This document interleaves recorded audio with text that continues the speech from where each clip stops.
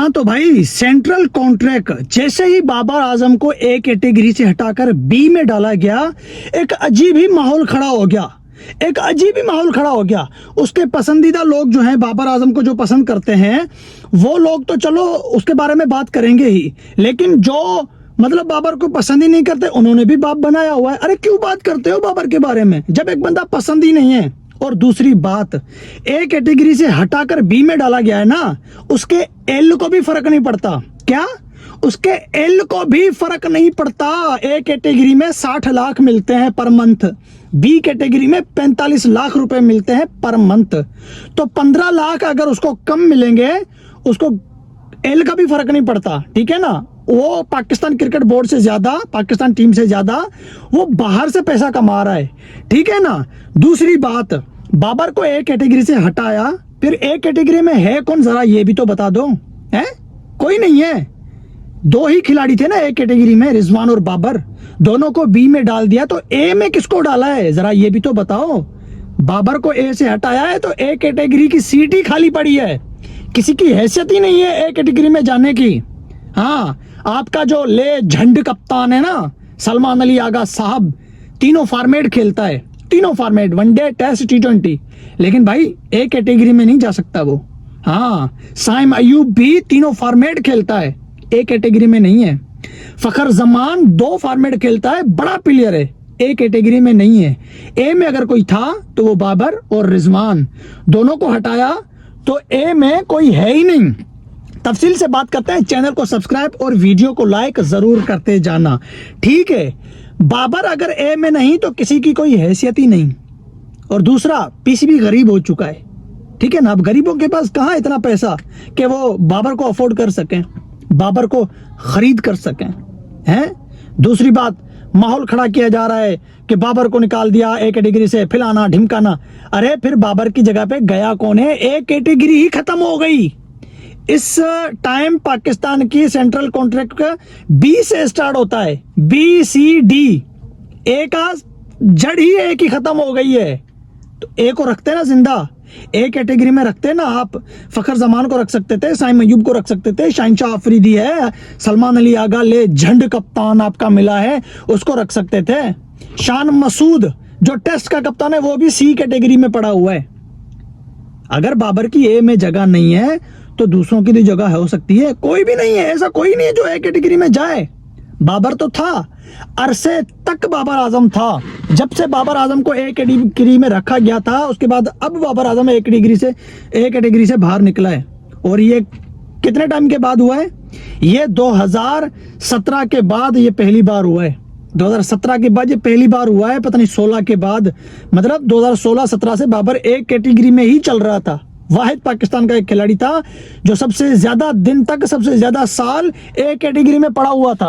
हाँ, अब अगर उसको हटाया तो उसकी जगह पे कोई है ही नहीं। पीसीबी ने ए कैटेगरी को जड़ से ही खत्म कर दिया। तो सीधी बात करो कि तुम लोगों को ए कैटेगरी खत्म करनी थी। ये क्या है कि भाई बाबर आजम को हटा दिया, बाबर आजम को हटा दिया। जो बंदा मुंह से ये गंद निकाल रहा है, बाबर आजम के ऊपर तनकीद कर रहा है, बाबर को ट्रोल कर रहा है, वही बंदा बाबर के अलावा कोई दूसरी बात नहीं करेगा। हाँ, वो बंदा ये भी नहीं बताएगा कि बाबर के अलावा किसी और को रखा है कि नहीं रखा है। ठीक है ना?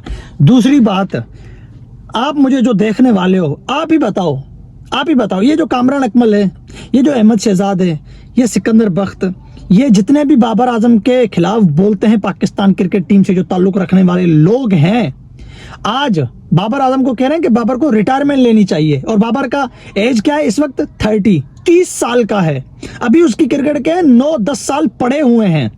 आपको याद होगा उमर अकमल, अहमद शहजाद, और अहमद शहजाद तो चलो अभी 33 का है, मोहम्मद हफीज जो है कि ये शोएब मलिक और कामरान अकमल, इन्होंने 40 साल तक भी रिटायरमेंट ली नहीं। हाँ, इनको फिर भी उम्मीद थी कि हमें आगे खेलना है। आपको पता है ना, फखर अपना क्या नाम है उसका, मोहम्मद हफीज का, 40 साल की उम्र में वो T20 खेल रहा था, फिर वो रिटायर्ड हुआ है। और 43 ईयर का हो गया था शोएब मलिक, लेकिन वो भी उम्मीद में था कि मैं खेलूंगा।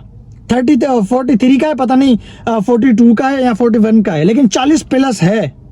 तो वो भी उम्मीद लगा के बैठा था कि मैं खेलूंगा। अब जो निकम्मे नालायक हैं, जिनको क्रिकेट के ऊंच नीच का पता ही नहीं है, वो भी 40-40 साल तक इंतजार में बैठे थे कि हम भाई अभी भी पाकिस्तान क्रिकेट टीम में कमबैक कर सकते हैं। तो बाबर तो इन सबसे बड़ा प्लेयर है, हैं? इन सबके रन मिलाओ, बाबर के रन मिलाओ, इन सबके 100 मिलाओ, फिर बाबर के 100 मिलाओ, लग पता जाएगा। और वही लोग जिनको ये पता नहीं था कि T20 रैंकिंग क्या होती है, वनडे की रैंकिंग क्या होती है, आईसीसी की रैंकिंग क्या होती है, हैं? टॉप 10 में कैसे आया जाएगा, ये भी इन लोगों को पता नहीं था। इनकी ये भी हैसियत नहीं थी कि टॉप 10 में ये रैंकिंग में आ सकें। वो तो रैंकिंग का बादशाह था T20 में 3 साल से ज्यादा अरसे तक।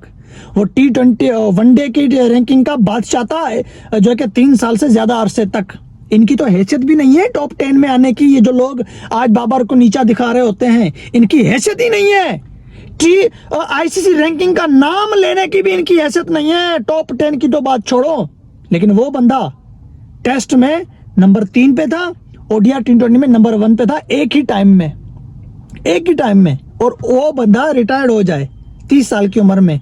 ये भगोड़े लोग कहते हैं जिन्होंने हमेशा नालायकियां की हैं, जिनको पाकिस्तान के, आपको पता नहीं है, इंडिया से अगर मुझे देख रहे हो या इंडिया से पाकिस्तान से आप मुझे देख रहे हो, आप लोगों को पता नहीं है जब ये निकम्मे नालायक पाकिस्तान टीम में हुआ करते थे, इन्होंने कौन से कांड किए हैं।